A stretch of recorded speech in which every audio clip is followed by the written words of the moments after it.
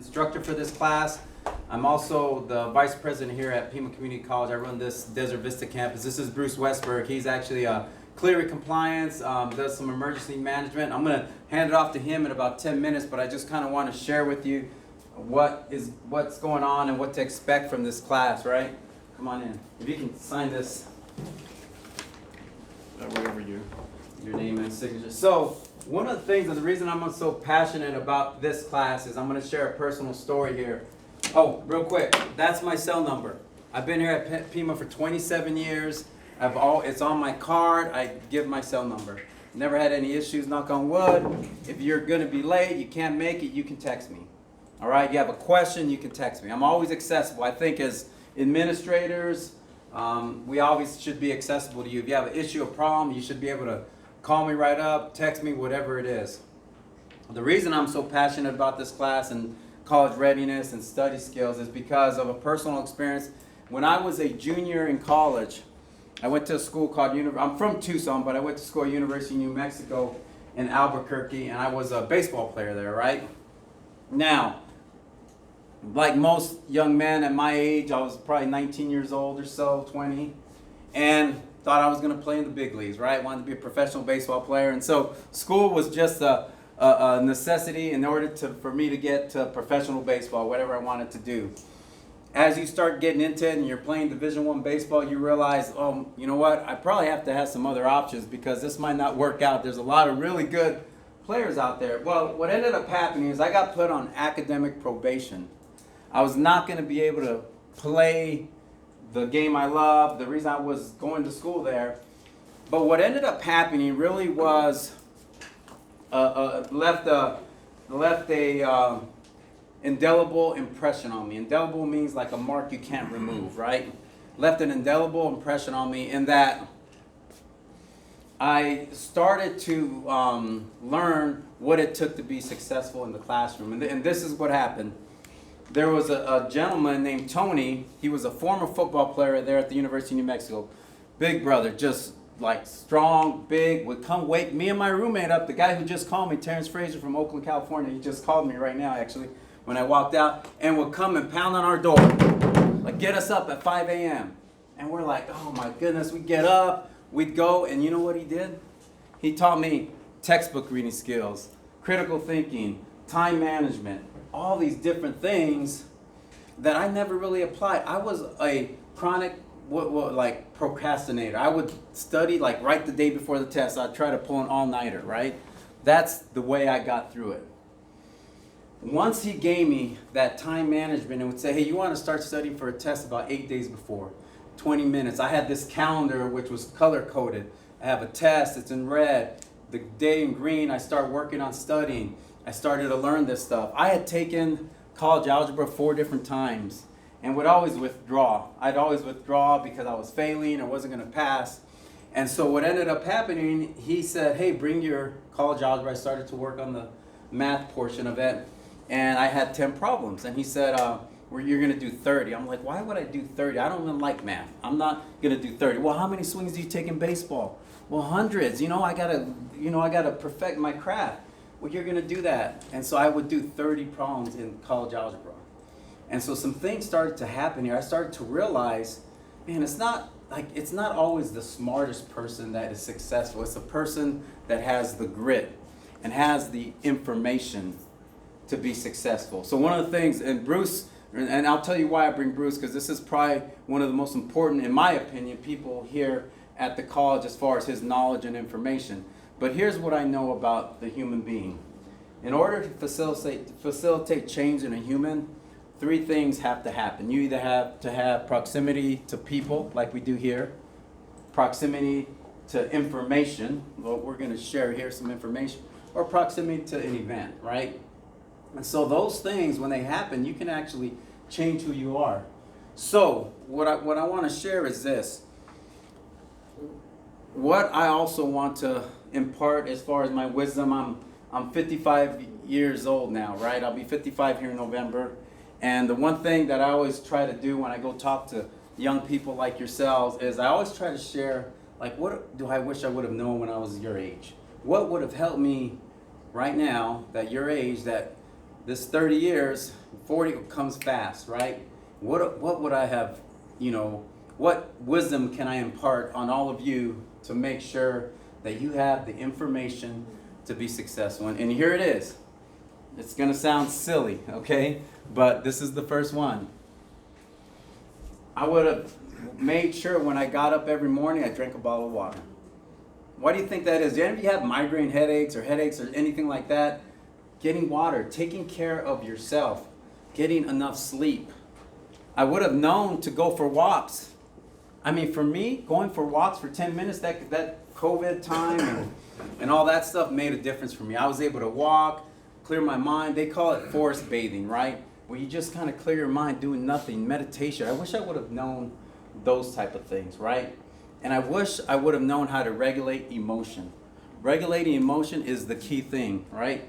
So one of the things I've also want to share is when I got here about 6 years ago, I had a student, name was Monica. I'm not going to share the last name, but Monica was a social science student, wanted to do good in the world. She was transgender. She was from male to female.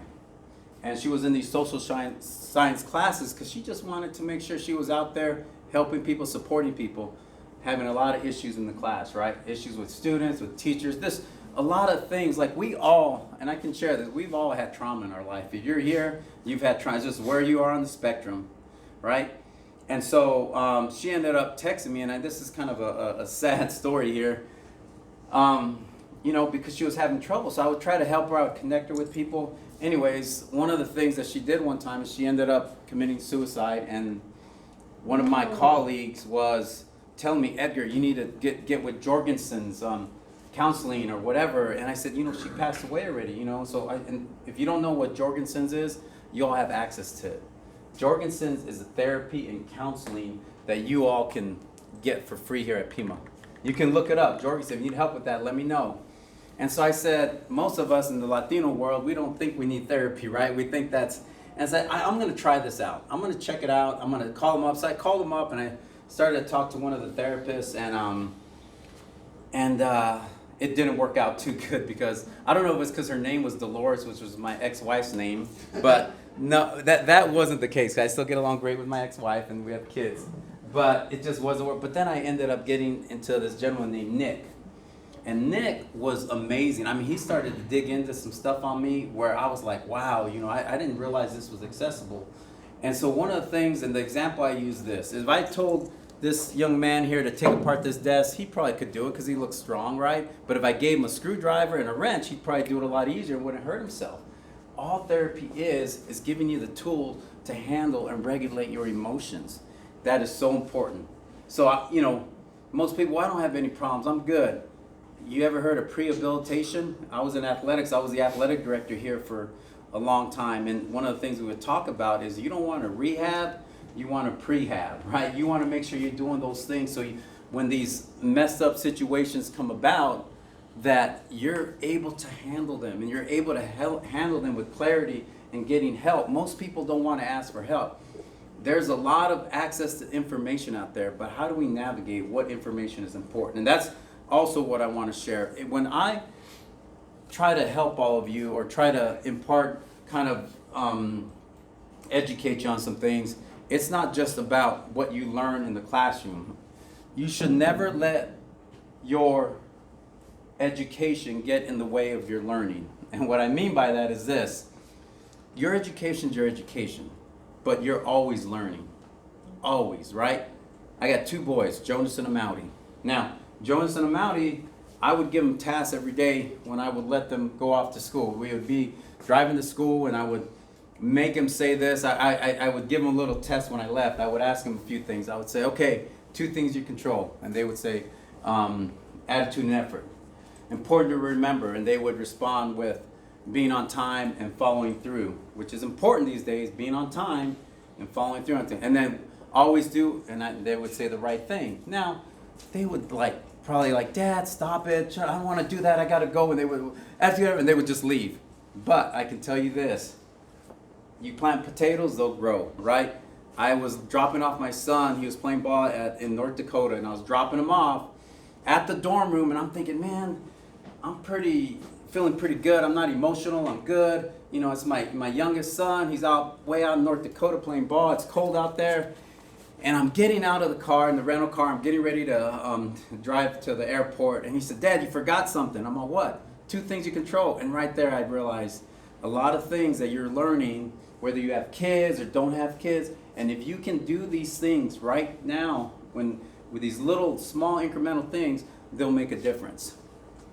The other thing I would tell them is this. Now, I want to get to know all of you, right? I want you to share your why and what we're doing. We'll get to that point, maybe not this class, but another class. But be prepared to share with the rest of us why you're going to school here. What's your why, right?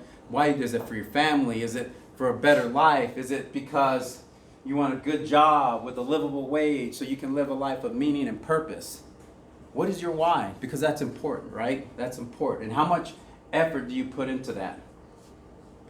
So, couple things also is that, I would also tell my boys, I want you to go to school today and I want you to talk to somebody you normally wouldn't talk to. Whether you think they're different, weird, whatever it is, right? I always tell the story about everybody has a weird friend in their group. And if you don't know who that is, it's probably because it's you. But you've got to talk to people different than yourself. So my son Amauti was a little more outgoing. He said, Dad, I talked to this girl today, found out she's from India. Her parents are oncologists. Really cool story. He's like, Dad, I met this girl. She has hearing aids and nobody really talks to her because she's kind of off by herself.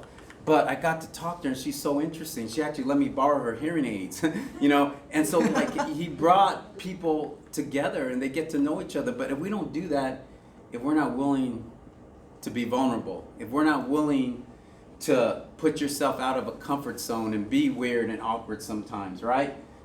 Honestly, most people, and Bruce Bird probably could share this with you, we're 3 generations from nobody knowing each other and even know you existed, right? Most people don't even care and they're not worried about you. So much of us think that people are watching us, thinking about us. Well, maybe some loved ones are, but the reality is people got their own stuff to deal with, right? So I just want to encourage you to be out there, be vulnerable, raise your hand if you have a question or just blurt it out. We want to make this a place where I don't want to add to your homework, things you got to do. I want you guys to be able to come in here, have your assignments, and work on your assignments when we're in here, and then I'm accessible to answer questions or whatever else it might be. The other thing I would say is this, just simple things. Getting outside, getting some sun. Taking off your shoes and feeling the real ground, grass, or whatever it is, that's like a magnetic connection, believe it or not. You can actually, people have held on to this rod that measures your magnet type, what's in your body, and that is something. So being able to get out there and do some of these things. And the thing is this, don't feel like you have to do it all at once. All right? For me, fitness, exercise, mental wellness is important, right? But I'm not in the gym all the time or doing stuff. I have a routine that I work out maybe 15, 20 minutes a day, but this is what I do. When I'm brushing my teeth, I do a wall sit. When I'm making my coffee, I do shoulder exercise. When I put on my shoes, I do 5 squats. I do little things that make it convenient. People want to make things so difficult, but it's not. You just have to discipline yourself, right? There's 2 types of pain, guys, that you're going to deal with in your life. The pain of discipline or the pain of regret. Now, Bruce and I probably have some regrets because we've lived a lot longer than all of you, but you much rather deal with the pain of discipline. Get yourself up. Know your why you're doing what you're doing and remind yourself of that all the time. Do you know it's impossible to feel anxiety and gratitude at the same time because it's the same area of your brain? So when you start feeling anxious about something and you can tell yourself, what am I grateful about? That I've got 2 legs, I'm healthy, I can go to school, all these type of things. And you're really tapping into getting to that higher self, higher version of yourself. Because that's all we're trying to do, right? You guys all heard the story of, you got 2 wolves in you, right? The good one and the bad one, right? Which one is, which one's stronger, right? The one you feed, right? So you want to keep yourself positive and you want to make sure that you do these little things. I'm going to tell one last story, Bruce, and then you're up and I'll introduce you. But this is the story I want to share because I want to share with you the power of incremental changes, small little changes throughout your day, throughout your life, and how it can make a difference. So there was a gentleman, a man named Milo of Croton. He was a wrestler, won like 6 Olympics, was really well known for his feats of strength. I mean, he could have a story of him actually holding up a ceiling one time. He was so strong. But Milo of Croton had some experience when he was younger that really made him who he was. His dad, when he was like 4 or 5 years old, would have him get this little baby bull calf, put it on his shoulder, and walk up a hill with it every day. And would ask us, hey, did the baby bull calf gain any weight or whatever? And he would do this every day. Now, what would you imagine after 10, 12, 18 years, how big that bull calf is? It's probably 1,000 pounds now. He's still walking up on it, right?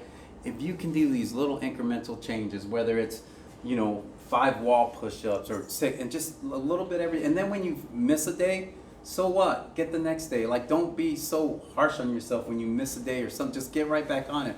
Oh, I had a goal to, go run 3 times or take a walk 3 times a week. I only did 1. I didn't do the first couple, so I don't have time. Well, do 1, Those little things can make a difference. All right.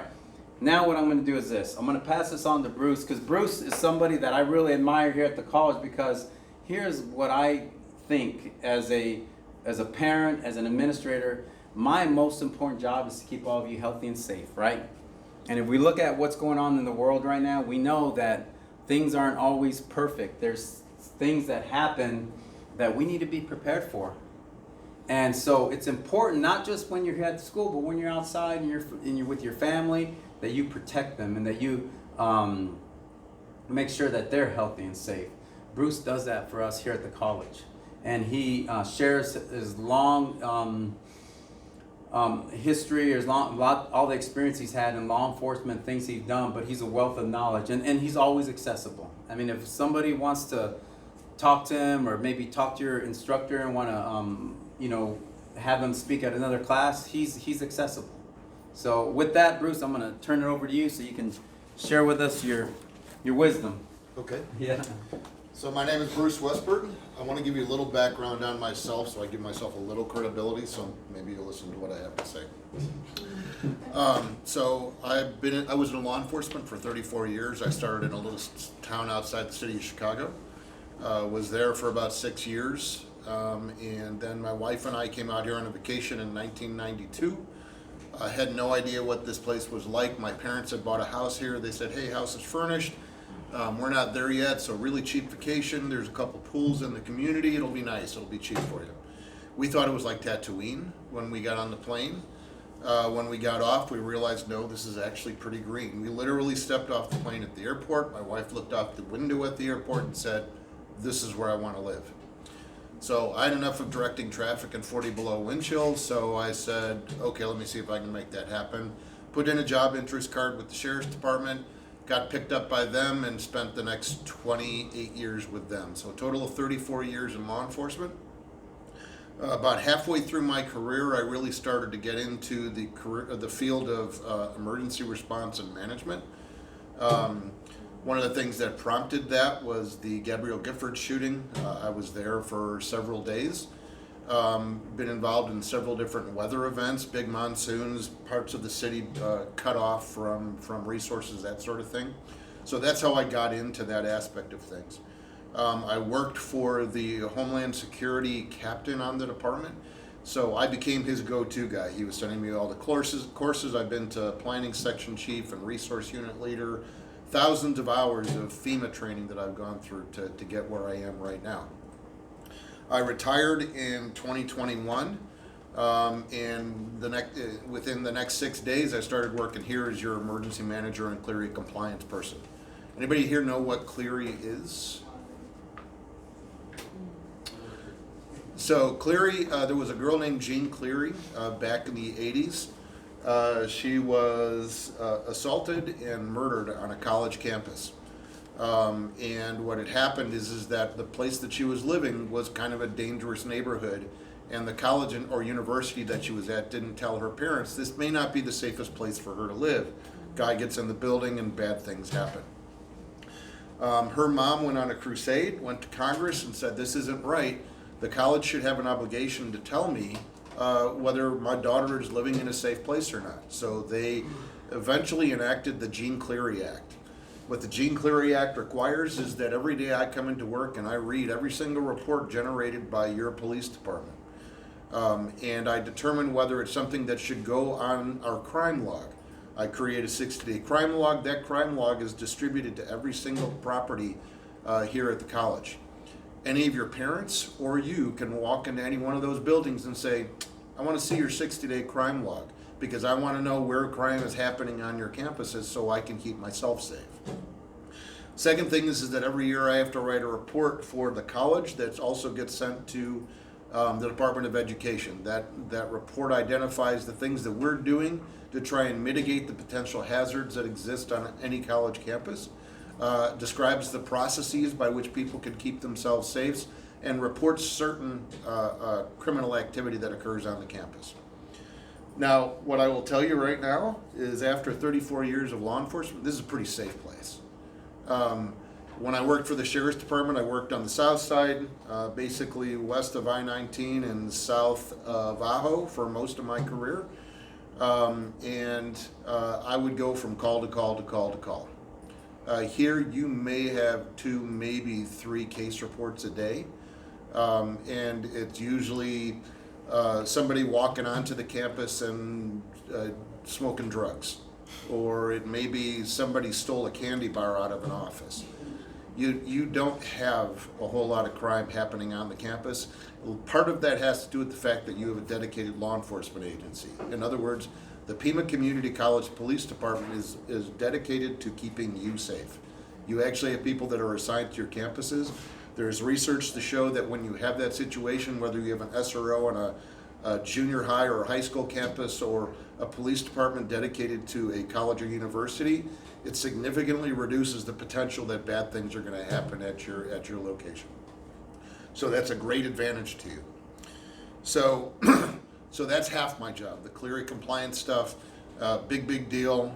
We screw that up, major fine. So it's very, very important that I keep all that straight and make sure I'm doing my job. The other element of that, and tied to Clery's, is that I have to come up with ways that I'm going to mitigate and prevent bad things from happening on the college campus. So that's the second part of things. That's the emergency response, emergency operations part of my job.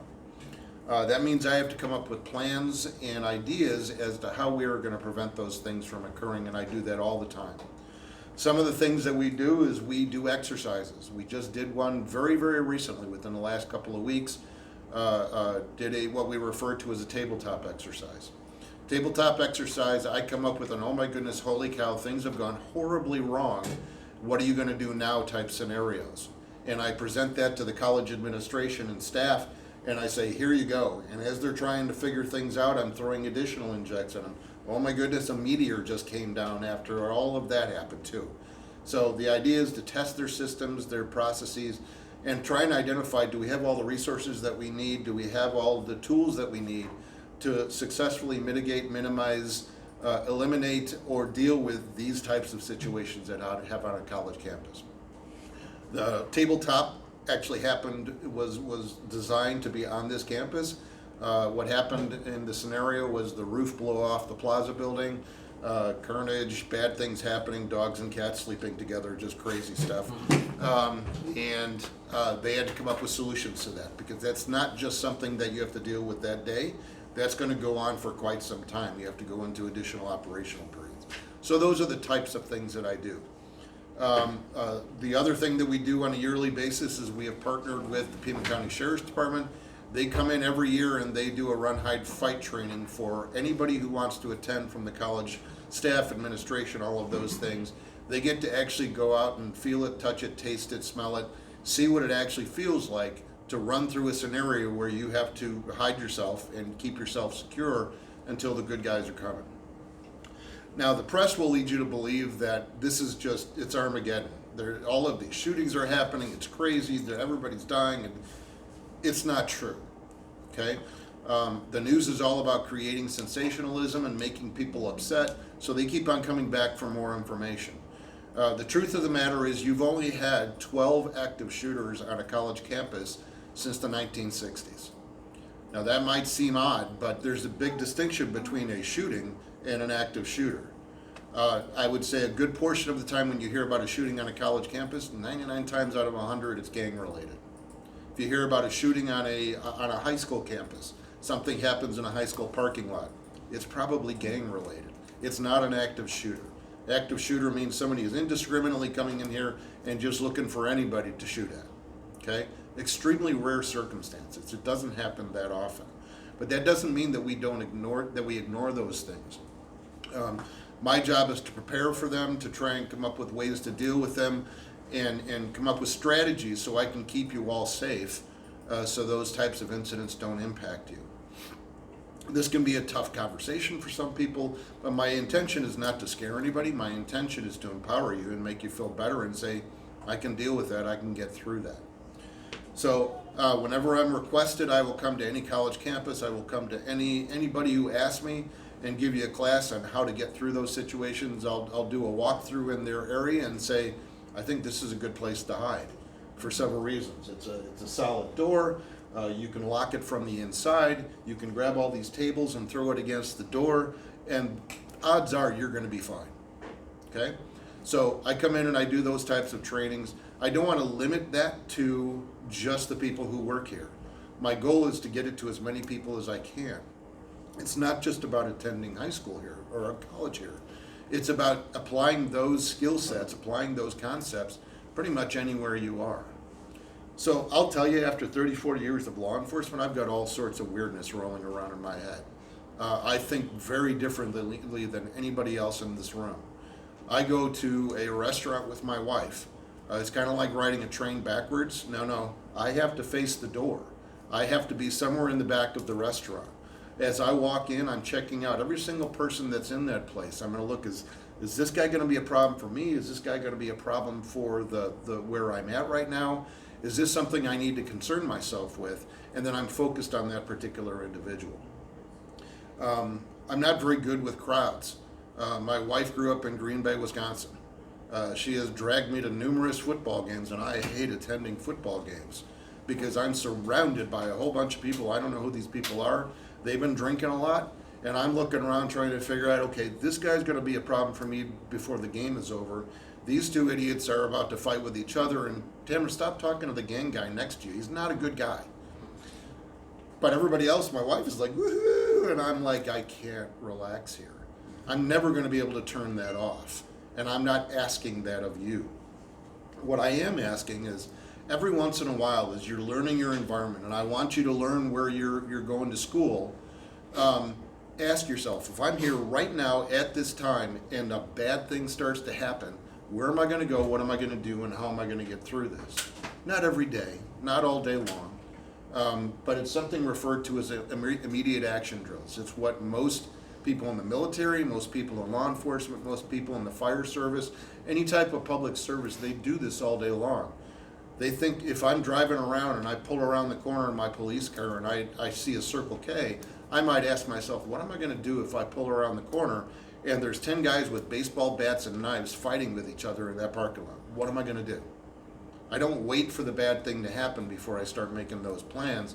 I get those ideas in my head before that ever happens. What am I going to do if I pull into the parking space to get my big gulp and there's a guy with a shotgun standing at the counter? What would I do? So I want you to start thinking on occasion, and this doesn't just happen here. It happens anywhere you are. Because your brain, they've done studies into this, your brain doesn't know the difference between a simulation and something really happening. So if you can simulate that idea in your head, simulate that scenario, and actually work your way through it, you're going to be much better prepared to deal with that situation should it ever actually occur. Your brain is like a filing cabinet. Once you develop that idea, you're going to file that away in your filing cabinet, and the next time something similar to what you thought about happens, you're going to pull that file out. You're going to say, okay, this is what I decided to do, and that is probably going to prompt you to action. The biggest mistake anybody can make when the bad thing is happening is to do nothing. If I can give you one piece of advice, that advice would be move, do something. Don't just sit there waiting and hoping. Hope is not a strategy. Hope is a terrible strategy. It doesn't work out very well. Have a plan. So I go around and I teach the concept of run, hide, fight. There are other types of training that is out there. I like run, hide, fight because it's very simple. Okay, you don't have to think a whole lot about it, and your body is designed for those three responses. So if you can escape from the bad thing happening, that's the best course of action, in my opinion. If you can prevent that bad thing from getting to you, that's a really good course of action. And if you can't do either of those things, you got to do something. So you're going to have to fight. Okay, you're going to have to do something.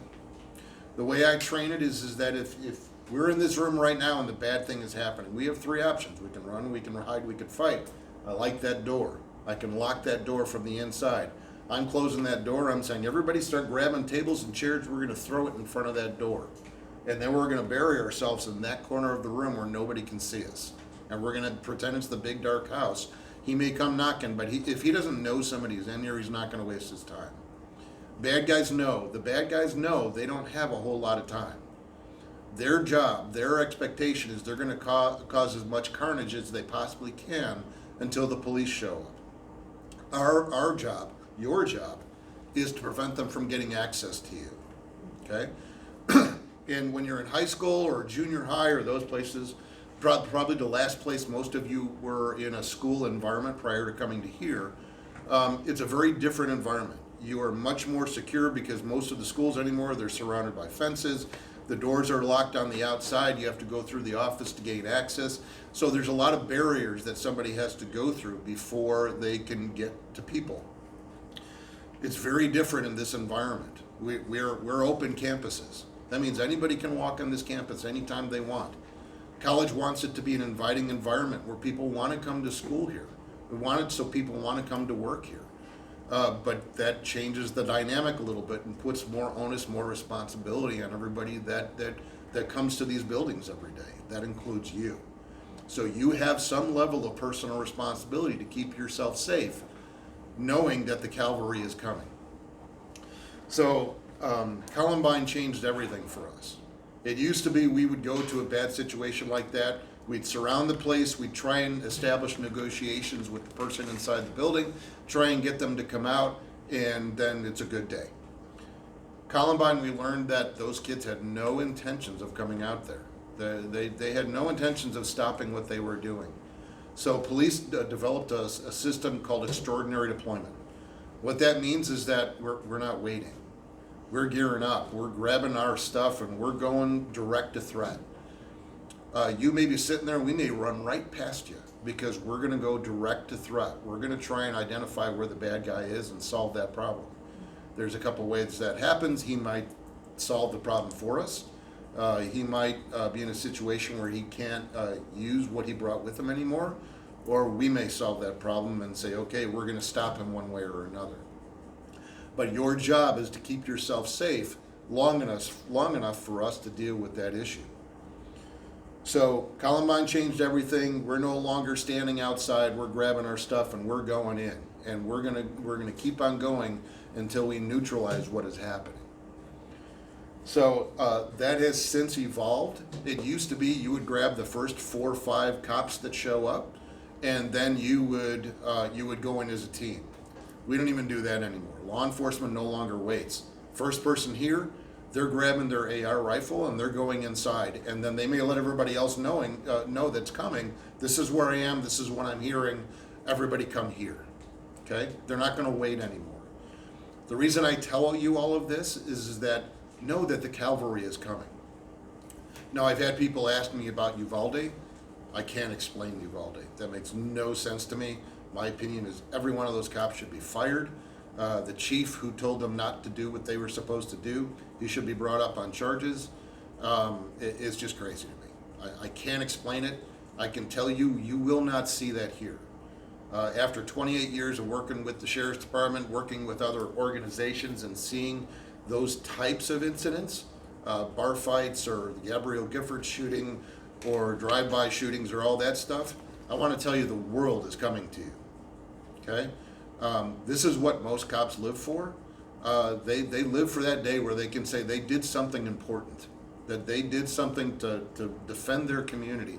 That's why everybody does that job. It's not so they can write traffic tickets. It's not so they can take burglary reports or runaway juvenile reports. It's so they get the opportunity to do that thing that really makes a difference for the people that they serve. So know that the world is coming to you, and you just got to keep yourself safe long enough for them to be able to help. Okay? So you have those three options. You have the run. That means basically you're going to create as much distance between you and whatever is happening as you possibly can. You run until you can't run anymore, and then you find a place to hide. Now, there's two different places you can hide. There's cover and there's concealment. Anybody know the difference? Anybody got an idea? Okay. I'll answer my own question.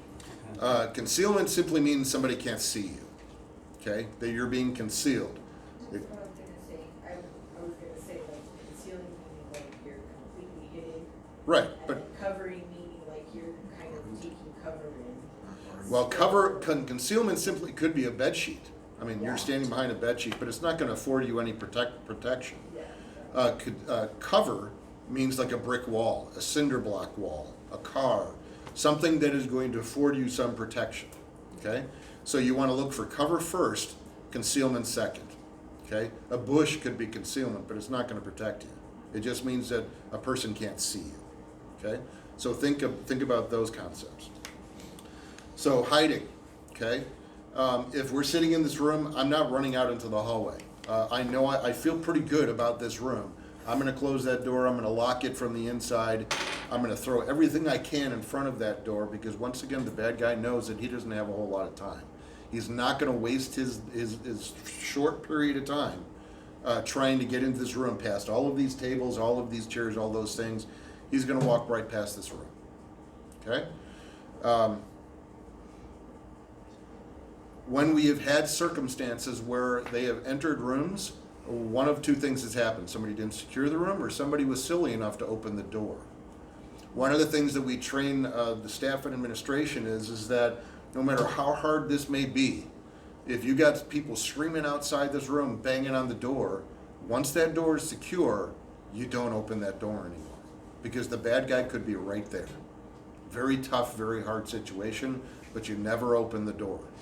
Not until the cops show up and are able to identify themselves and say, hey, we're here, go ahead and let us in. And then fighting, that means those two options have gone away. You don't have any other options. The idea is that you're not there to win the fight. You're not there to defeat the bad guy. That isn't the purpose of fighting. The idea is to create a distraction, separate yourself from the bad guy long enough for you to get away from what is happening, and then running and hiding. And I tell the people that I go into their classrooms and I tell them, look, if you look on your desk, you may have a letter opener. You may have a fire extinguisher in the room. You may have a pair of scissors. My wife, she's been a school teacher for about 9 years now. And she has a baseball bat sitting next to her desk. And every year the kids come in and they want to know if she plays softball. And she's like, no, that's to protect you in case somebody tries to get in the room that's not supposed to be here. Yet it's a felony if you tell police that. What's that? Yet from my experience, it's a felony if you tell police that. Tell police what? That this is intended for your defense when it's supposed to be intended for baseball or for torquing bolts. I've never heard that in 34 years of law Might enforcement. not just be in Arizona. Yeah, no, I've never heard that. Feel free to have a baseball bat next to your desk. Thank you. Yeah. Yours has No. a giant spike through it. Yeah, no, Yeah. absolutely. Because No, you have every right to defend yourself. So, like I said, it is not intended for you to win, to defeat the bad guy and be the hero. It is simply to give yourself enough time to separate yourself from what is happening. So, I've talked about a lot of things so far. Does anybody have any questions? Anything you got for me, I'm willing to answer for. Yes, sir. So after you get to safety, do you always call 911? So that's a very good question. So the College Police Department has their own distinct number. It's 206-2700. Most police agencies, if you're in a particular jurisdictional area, if you dial 911, you're going to get that organization. Like if you're in Pima County, if you're in county area and you dial 911, you're going to get county dispatch. If you're in the city's jurisdiction, if you're in their geography, you dial 911, you're going to get the city. We don't have that here with the college. So if you're talking about a major critical event like that, most people aren't going to remember to dial 206-2700, which is the police department here. Dial 911. Don't worry about dialing anything until you get yourself safe. You get yourself safe first. You get yourself secure. You get yourself in a situation where you feel comfortable, where you're not going to be in danger, and then you dial 911. Okay? What's going to happen then is that as soon as they determine that it's happening on a Pima College campus, you're going to have TPD coming, for example, with this location, but they're also going to then turn around and immediately call our dispatch, and then you're going to have our officers coming as well. The world is coming to you, okay? Most of these incidents last somewhere between 8 to 12 minutes. You got to keep yourself safe for 8 to 12 minutes, okay? That includes response, arrival, finding the bad person, and dealing with that situation. I'll use the example of the shooting in Nashville. That person found some soft targets, people that weren't in a position where they were able to defend themselves, weren't able to hide themselves. The first couple of people that person encountered, but then the school did a great job. They locked themselves down. This person ran out of people to shoot at. So the next thing that happens is that if you watch that video, and you can see it on YouTube, I believe, you'll still hear the gunshots going off. That person's shooting at the cops now. I'd rather have him shooting at the cops than shooting at innocent civilians. So that person was shooting at the cops. Cops rush into the building, find the bad guy, engage with the bad person. That person doesn't drop their gun, and then the bad thing happens. Okay? The cops are coming. Uvalde, I can't explain it. That ain't going to happen here. Okay? Any other questions for me? If anybody ever wants me to come in and give a more thorough explanation of this stuff, I'm happy to come in and talk to anybody who wants to talk to me. That is my goal. The last thing I'll say is that every year, like I said, we do the Run, Hide, Fight training. They are always looking for age-appropriate role players. That means you get to be the people, the students here that are running from the bad thing, and we're testing the teachers and the staff on their ability to deal with that situation. You get to experience too, but from the perspective of being one of the students here.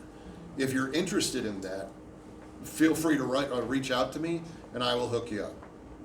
So, Okay. you know, and that's why I think this first class, the most important person that you need to hear from is Bruce here. Just this kind of information is not only for you when you're here at the college, but when you're at restaurants with your family, when you're at home, when you're at the movie theater, where a lot of this stuff has happened probably more often than at the colleges. And you know, one of the things I think I brought up to Bruce one time is he says the bad guy, mentions guy. I think there's been maybe one incident where it's actually been a woman. Well, it depends. I mean, the Nashville shooter, that was a transsexual. Oh yeah, that's right. Male, I think. Male, yeah. So it's usually a guy. That's as far as it's usually a guy, but it doesn't. Don't. Yeah. I just use that as a general descriptive term. Yes, sir. Man, girl, transgender, or gay or not, it does not excuse the actions of what they're trying to do. Oh no, you're right. Not at all. Yeah, no, you're right. Not at all. I just use that as a general descriptive Yeah. term. No, and I just share that all because I've encompassing. done my own little educating myself on that stuff, and it's interesting. So, guys, so we're here at the end of the class. Bruce and I will hang out here for a while. If you have not signed the sheet here to sign in, make sure you sign it before you leave. Get your assignments done. That first one is just acknowledgement that you've received the syllabus. You're just writing in the notes that you received it. You can do that right now. And then just stay on top of things. We only have 8 sessions that we do, so make sure you get to class. But if for some reason you can't, send me a text, send me an email, let me know. But it's important that you get to class. I know today's Good Friday, and a lot of people celebrate that. So there might be some people missing today because of that. But actually, I'm glad that we got this on video here. So if you don't mind, and maybe we can share that for the students that didn't show up. So with that, you guys are excused to go. Bruce and I will hang out here if you have any questions. And please come sign the assignment sheet if you have not. So, yeah.